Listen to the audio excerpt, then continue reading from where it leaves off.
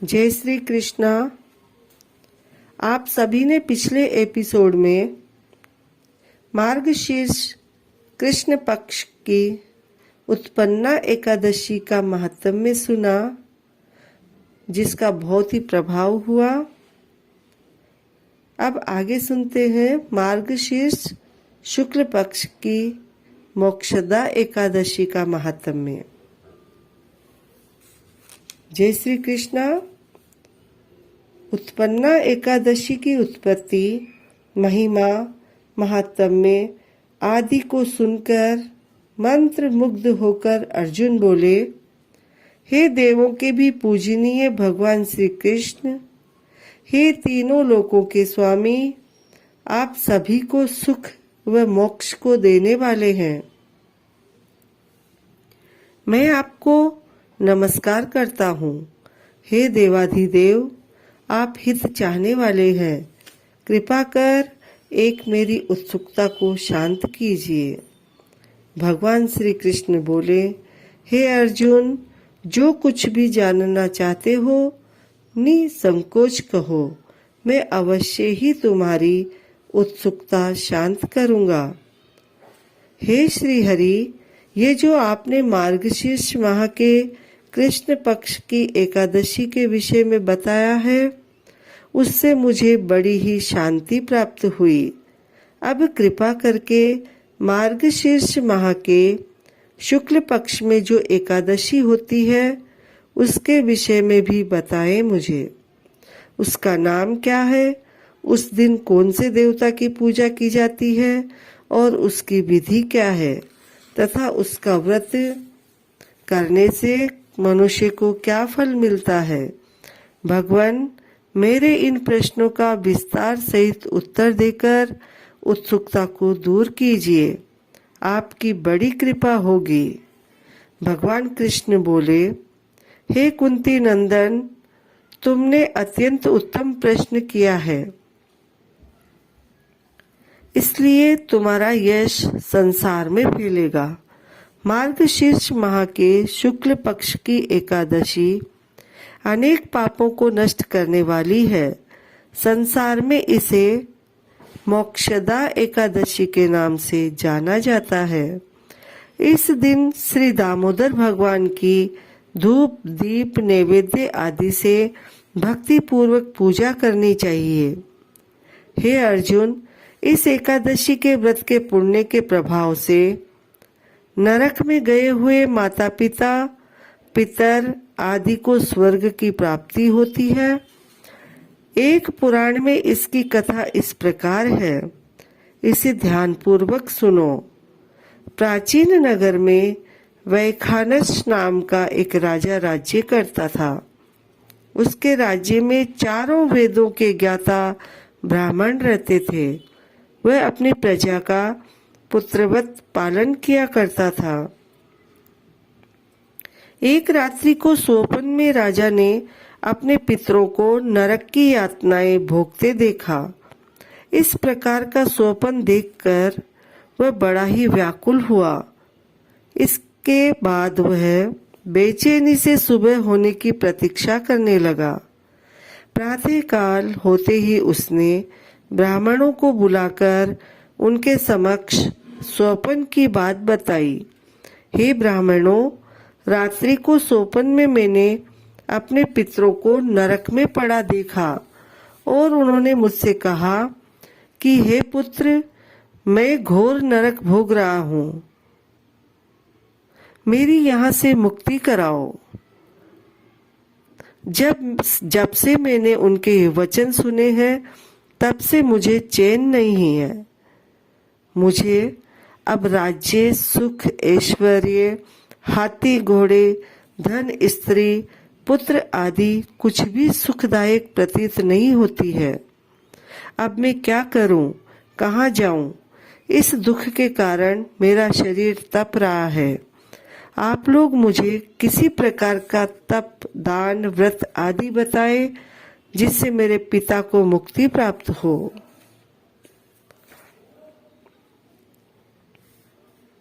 यदि मैंने अपने पिता को नरक की यातनाओं से मुक्ति के प्रयास नहीं किए, तो मेरा जीवन व्यर्थ है।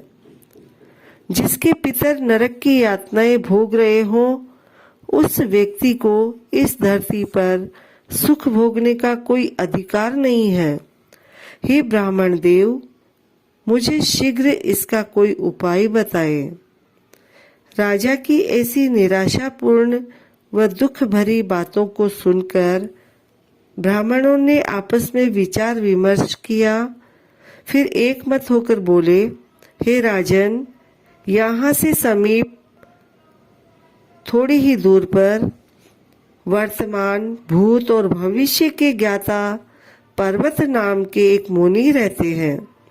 आप ये सब बातें उनसे जाकर पूछो, वे अवश्य ही आपको इसका सरल उपाय बता देंगे।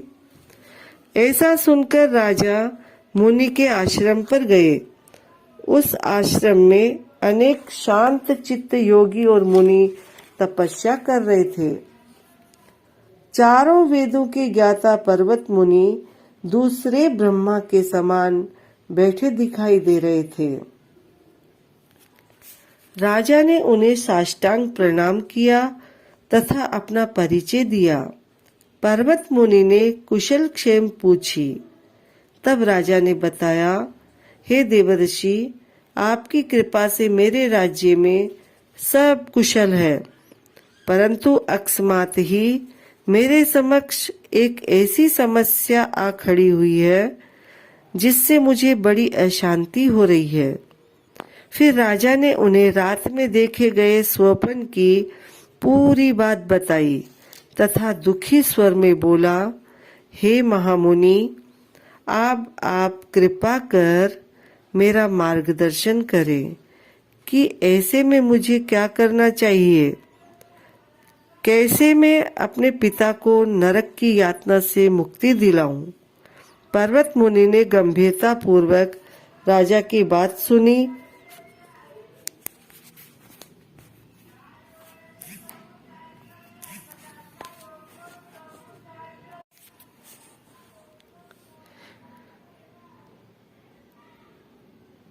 तभी राजा ने बताया, हे देवर्षि, आपकी कृपा से मेरे राज्य में सब कुशल है, परंतु अकस्मात ही मेरे समक्ष एक ऐसी समस्या आ खड़ी हुई है जिससे मुझे बड़ी अशांति हो रही है। फिर राजा ने उन्हें रात में देखे गए स्वप्न की पूरी बात बताई तथा दुखी स्वर में बोला, हे महामुनि, अब आप कृपा कर मेरा मार्गदर्शन करें कि ऐसे में मुझे क्या करना चाहिए। कैसे मैं अपने पिता को नरक की यातना से मुक्ति दिलाऊं। पर्वत मुनि ने गंभीरता पूर्वक राजा की बात सुनी। फिर नेत्र बंद कर भूत और भविष्य पर विचार करने लगे। कुछ देर गंभीरता पूर्वक चिंतन करने के बाद वे बोले, हे राजन, मैंने योग बल के द्वारा तुम्हारे पिता के समस्त कुकर्मों का ज्ञान प्राप्त कर लिया है। उन्होंने पूर्व जन्म में अपनी पत्नियों में भेदभाव किया था। अपनी बड़ी रानी के कहने में उन्होंने अपनी दूसरी पत्नियों को ऋतुदान मांगने पर भी नहीं दिया था। उसी पाप कर्म के फल से तुम्हारा पिता नरक में गया है। तब राजा वेखानस याचना भरे स्वर में बोले, हे महात्मन, मेरे पिता के उद्धार का आप कोई उपाय बताएं। किस प्रकार वे इस पाप से मुक्त होंगे।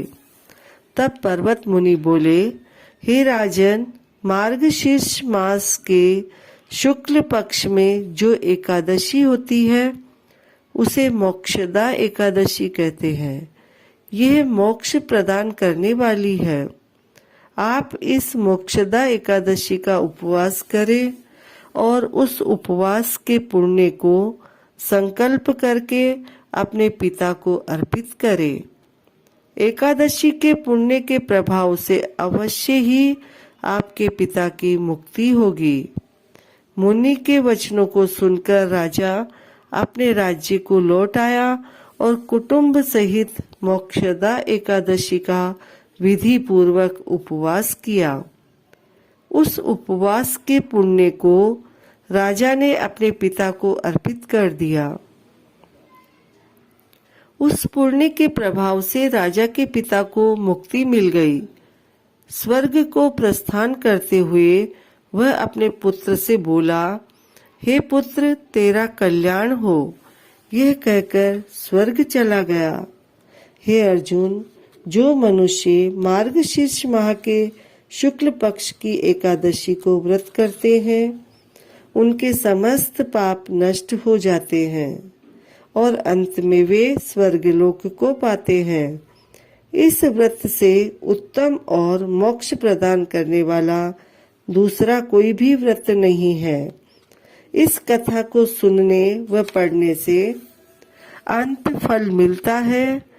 यह व्रत मोक्ष देने वाला है, चिंतामणि के समान है, जिससे व्रत करने वाले की सभी मनोकामनाएं पूर्ण होती है। भगवान श्री कृष्ण बोले, हे अर्जुन, हर इंसान की प्रबल इच्छा होती है कि वह मोक्ष प्राप्त करे। मोक्ष की इच्छा वालों के लिए मोक्षदा एकादशी का ये व्रत महत्वपूर्ण है। पिता के प्रति पुत्र के दायित्व का इस कथा से उत्तम दृष्टांत दूसरा कोई नहीं है। अतः भगवान श्री हरि विष्णु के निमित्त यह व्रत पूर्ण निष्ठा व श्रद्धा से करना चाहिए। जय श्री कृष्ण। इसका कथा सार सुनिए भक्तों। पिता के प्रति भक्ति और दूसरों के लिए पुण्य अर्पित करने की अनुपम गाथा है ये कथा। इस एकादशी का व्रत केवल व्रत करने वाले प्राणी का ही नहीं, बल्कि उसके पितरों का भी भला करता है। अपने किसी सगे सहोदर मित्र बंधु को भी इस व्रत का फल अर्पण करने से उसके भी पापों व कलेशों का नाश हो जाता है। जो साधक माता पिता में ईश्वर को देखते हैं, भगवान विष्णु की असीम अनुकंपा से उनकी समस्त कामनाओं की सिद्धि होती है। सभी मिलकर बोलिए, जय श्री कृष्णा। जय मोक्षदा एकादशी।